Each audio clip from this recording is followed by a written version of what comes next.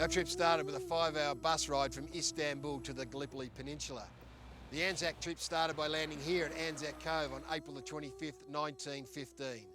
During that 8-month campaign, we lost 8,000 diggers.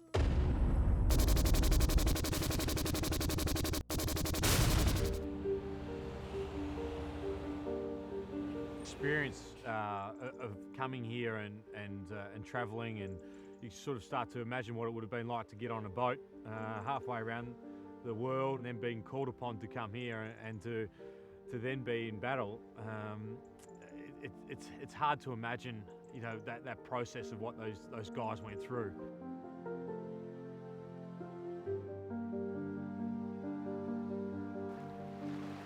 I didn't realise, you know, the significance or what this place really is, and you can't learn it in a book, and you can't watch it in a documentary. You have to come here and you feel it.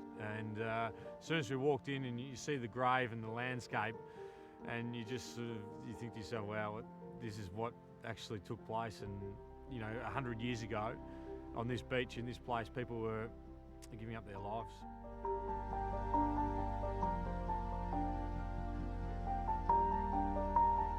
Boys, welcome to Gallipoli. It's been a long journey, but we've finally made it, and we're standing here at North Beach, which is a pretty significant site. Not only is this where some of the first troops came ashore on the 25th of April, but it's where we hold the Anzac Day dawn service every year.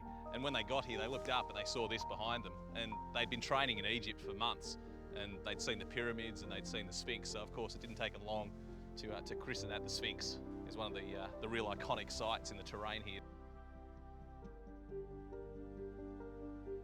4562 Private D Footer, Norfolk Regiment, 16th of November 1915, aged 28.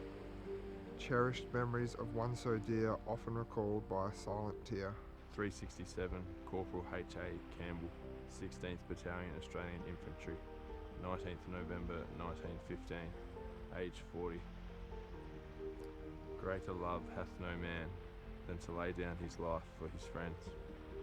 Sergeant F.A. Rawlings, 10th Australian Light Horse, 17th of August 1915, aged 27. My only darling son. This is it, this is Anzac Cove. Here. This stretch of beach in front of us, 600 metres of beach. So this was always a hive of activity. There were always men swimming in the water, there were always shells exploding, gunfire from the ridges up ahead.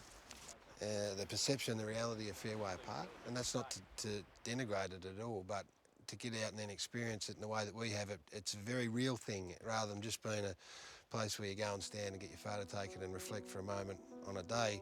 We've been fortunate to spend the best part of a day and a half travelling to various places, and